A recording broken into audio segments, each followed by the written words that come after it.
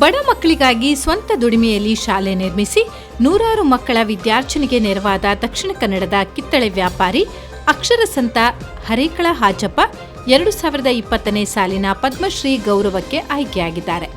ಗಣರಾಜ್ಯೋತ್ಸವ ಹಿನ್ನೆಲೆಯಲ್ಲಿ ಕೇಂದ್ರ ಸರ್ಕಾರ ದೇಶದ 4ನೇ ಅತ್ಯುನ್ನತ ಪುರಸ್ಕಾರವಾದ ಪದ್ಮಶ್ರೀ ಪ್ರಶಸ್ತಿ ವಿಜೇತರ ಪಟ್ಟಿಯನ್ನು ಘೋಷಿಸಿದೆ.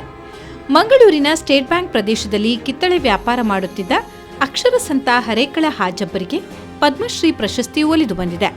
ಬಡ ಕುಟುಂಬದಿಂದ ಬಂದ ಸ್ವಂತ ಮನೆಯೂ ಇಲ್ಲದ ಹಾಜಪ್ಪ ಉನ್ನತ ವಿದ್ಯಾಭ್ಯಾಸ ಮರೀಚಿಕೆಯಾಗಿದ್ರು ಅಕ್ಷರ ಪ್ರೇಮಿ. ಹೌದು, ಶಿಕ್ಷಣ ಎಷ್ಟು ಮುಖ್ಯ ಅನ್ನೋದು ಎಲ್ಲರಿಗೂ ತಿಳಿದಿರೋ ವಿಚಾರವೇ.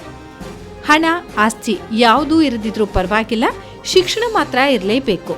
ಇತ್ತೀಚಿನ ದಿನಗಳಲ್ಲಿ ಶಿಕ್ಷಣ ಅನ್ನೋದನ್ನೇ ವ್ಯಾಪಾರವನ್ನಾಗಿಸಿಕೊಂಡು ಮಕ್ಕಳ ಪೋಷಕರ ಜೀವನದಲ್ಲಿ ಆಟವಾಡುತ್ತಿದ್ದಾರೆ ಅನ್ನೋದು ಬೇರೆ ಮಾತು. ಇಂಥದ್ರಲ್ಲಿ ಗುಣಮಟ್ಟದ ಶಿಕ್ಷಣವನ್ನ ಮಕ್ಕಳಿಗೆ ಕೊಡಿಸೋದೇ ಬಹಳ ಕಷ್ಟ. ಯಾವುದಾದ್ರೂ ಮಕ್ಕಳ ಶಿಕ್ಷಣಕ್ಕೆ ಸಹಾಯ ಮಾಡಿ ಅಂದ್ರೆ ಹಿಂದೂ ಮುಂದೆ ನೋಡುವವರೇ ಹೆಚ್ಚು. ಆದರೆ ನಮ್ಮ ಹಾಜಪ್ಪ ಹಾಗಲ್ಲ. ಇದರಿಂದಾಗಿ ಒಂದು ಊರಿನ ಮಕ್ಕಳೆಲ್ಲ ಉಚಿತವಾಗಿ ಶಿಕ್ಷಣ ಪಡೆಯುವಂತಾಗಿದೆ. ಮೂಲತಃ ಹಾಜಪ್ಪರವರು ಮಂಗಳೂರಿನ ಹರೇಕಳದವರು. ಕಿತ್ತಳೆ ಹಣ್ಣು ಮಾರೋದು ಹಾಜಪ್ಪರ ಕೆಲಸ. ಹೀಗೆ ಹಣ್ಣು ಮಾರುವಾಗ ವಿದೇಶಿ ವ್ಯಾಪಾರಿಯೋರ್ವರು ಇಂಗ್ಲಿಷ್ನಲ್ಲಿ ಹಣ್ಣಿನ ಬೆಲೆ ಕೇಳುತ್ತಾರೆ. ಶಿಕ್ಷಣವಿಲ್ಲದ ಹಾಜಪ್ಪರಿಗೆ ಬೆಲೆ ಹೇಳಲು ಗೊತ್ತಾಗೋದಿಲ್ಲ. ಹಾಗಾಗಿ ಮನನೊಂದ ಹಾಜಪ್ಪ ಅವರಿಗೆ ಶಿಕ್ಷಣ ಎಷ್ಟು ಮುಖ್ಯ ಅನ್ನೋದು ಮನದಟ್ಟಾಗುತ್ತದೆ. ತನ್ನದೇ ಊರಿನಲ್ಲಿದ್ದ ಮಕ್ಕಳಿಗೆ ಹತ್ತಿರದಲ್ಲೇ ಇದ್ದ ಖಾಸಗಿ ಶಾಲೆಗೆ ಸೇರಿಸಲು ಊರಿನ ಜನತೆ ಪರದಾಡುವುದನ್ನು ನೋಡಿ ಹಾಜಪ್ಪ ನಮ್ಮ ಊರಿಗೆ ಉಚಿತ ಶಿಕ್ಷಣ ಸಿಗೋ ಶಾಲೆ ಬೇಕು ಎನ್ನುವ ನಿರ್ಧಾರಕ್ಕೆ ಬರುತ್ತಾರೆ. ಹೇಗಾದ್ರೂ ಮಾಡಿ ಶಾಲೆ ಕಟ್ಟಲೇಬೇಕೆಂದು ನಿರ್ಧಾರ ಮಾಡಿ ಶಾಲೆ ಕಟ್ಟಲು ಜಾಗಕ್ಕಾಗಿ ಸರ್ಕಾರಿ ಕಚೇರಿಗಳನ್ನು ಅಲೆಯುವುದಕ್ಕೆ ಶುರು ಮಾಡಿದ್ರು. 3 ದಿನಗಳ ನಂತರ ಹಾಜಪ್ಪರ ಆಸೆಯಂತೆ ಸರ್ಕಾರದಿಂದ ಸ್ವಲ್ಪ ಜಾಗ ಸಿಕ್ತು. ಜಾಗ ಸಿಕ್ಕ ನಂತರ ಅಧಿಕಾರಿಗಳು ಸ್ಥಳ ಕೊಟ್ಟು ಕೈ ತೊಳೆದುಕೊಳ್ತಾರೆ. ಆದರೆ ಹಾಜಪ್ಪ ಸುಮ್ಮನಾಗುವುದಿಲ್ಲ. ಹಾಜಪ್ಪ ಅಂದಿನಿಂದ ಹೆಚ್ಚಿನ ಸಮಯ ಕಿತ್ತಳೆ ಹಣ್ಣು ಮಾರೋದಕ್ಕೆ ಶುರು ಮಾಡ್ತಾರೆ. ಯಾಕಂದ್ರೆ ಕಿತ್ತಳೆ ಹಣ್ಣನ್ನ ಮಾರಿ ಬಂದ ಹಣದಿಂದ ಹಾಜಪ್ಪ ತನ್ನ ಹೆಂಡತಿ ಮಕ್ಕಳನ್ನ ಸಾಕಬೇಕಿತ್ತು. ಇನ್ನು ಹಣ್ಣು ಮಾರಿ ಬಂದ ನಂತರ ಹಳೆ ಬಟ್ಟೆ ತೊಟ್ಟು ಹಾಜಪ್ಪ ಶಾಲೆಗೆ ಕೊಟ್ಟ ಜಾಗವನ್ನ ಸಮತಟ್ಟು ಮಾಡುವ ಕೆಲಸ ಪ್ರಾರಂಭ ಮಾಡುತ್ತಾರೆ.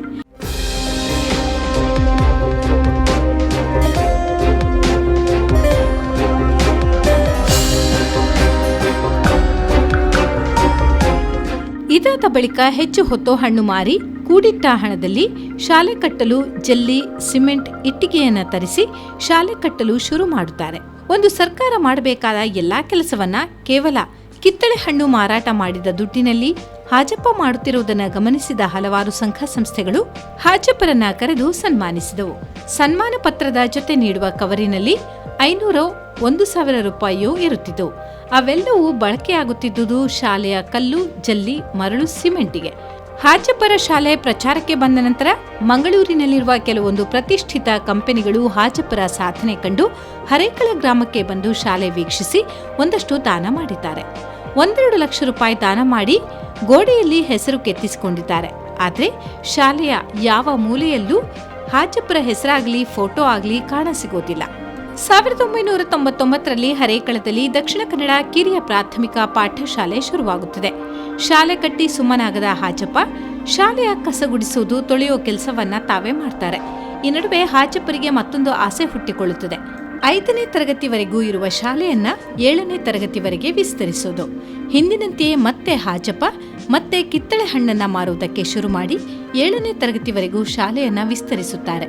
ಹೀಗೆ ದಿನ ಕಳೆದಂತೆ ಮತ್ತೆ ಹಾಜಪ್ಪನವರಿಗೆ ಅರಿವಾಗೋದು ಮಕ್ಕಳಿಗೆ 7ನೇ ತರಗತಿವರೆಗೂ ಶಿಕ್ಷಣ ಸಾಲದು, ಕನಿಷ್ಠ 10ನೇ ತರಗತಿವರೆಗಾದ್ರೂ ಶಿಕ್ಷಣ ಬೇಕೇ ಬೇಕು ಎಂದು ನಿರ್ಧಾರ ಮಾಡಿದ್ರು. ಅಷ್ಟರಲ್ಲಾಗಲೇ ಹಾಜಪ್ಪ ಸಾಧನೆಯನ್ನ ಗುರುತಿಸಿದ ಹಲವಾರು ಸಂಘ ಸಂಸ್ಥೆಗಳು ಹಾಜಪ್ಪ ಅವರನ್ನ ಕರೆದು ಸನ್ಮಾನ ಮಾಡಲು ಶುರು ಮಾಡುತ್ತವೆ. ಸನ್ಮಾನದ ಜೊತೆಯಲ್ಲಿ ಸಂಘ ಸಂಸ್ಥೆಗಳು ಒಂದಷ್ಟು ಹಣವನ್ನ ನೀಡಿದ್ರು. ಆ ಹಣವನ್ನ ಉಪಯೋಗಿಸಿಕೊಂಡು ಹಾಜಪ್ಪ ಅವರು 10ನೇ ತರಗತಿವರೆಗೂ ಶಾಲೆಯನ್ನ ವಿಸ್ತರಿಸಿದರು. ಒಂದು ಸರ್ಕಾರ ಮಾಡದ ಕೆಲಸವನ್ನ ಹಾಜಪ್ಪ ಕಿತ್ತಳೆ ಹಣ್ಣು ಮಾರಿ ಸಾಧಿಸಿ ತೋರಿಸಿದ್ದಾರೆ. ಮಕ್ಕಳ ಶಿಕ್ಷಣಕ್ಕಾಗಿ ಮಾಡಿದ ಶ್ರಮವನ್ನ ಖಾಸಗಿ ಶಾಲೆ ಮಾಡಿದ್ರೆ ಹಾಜಪ್ಪ ಅವರು ಇಂದು ಕೋಟಿ ಸಂಪಾದನೆ ಮಾಡಿಕೊಳ್ಬಹುದಿತ್ತು. ಆದರೆ ಹಾಜಪ್ಪ ಅವರು ಯಾವತ್ತೂ ಈ ರೀತಿ ಯೋಚನೆಯನ್ನ ಮಾಡಿಲ್ಲ. ಮಕ್ಕಳ ಶಿಕ್ಷಣಕ್ಕಾಗಿ ತಮ್ಮ ಕುಟುಂಬವನ್ನು ಲೆಕ್ಕಿಸದೆ ಕೆಲಸ ಮಾಡಿದ ಹಾಜಪ್ಪರವರ ಶ್ರಮ ಇಂದು ಅದೆಷ್ಟೋ ಮಕ್ಕಳ ಜೀವನಕ್ಕೆ ಆಶಾಕಿರಣವಾಗಿದೆ.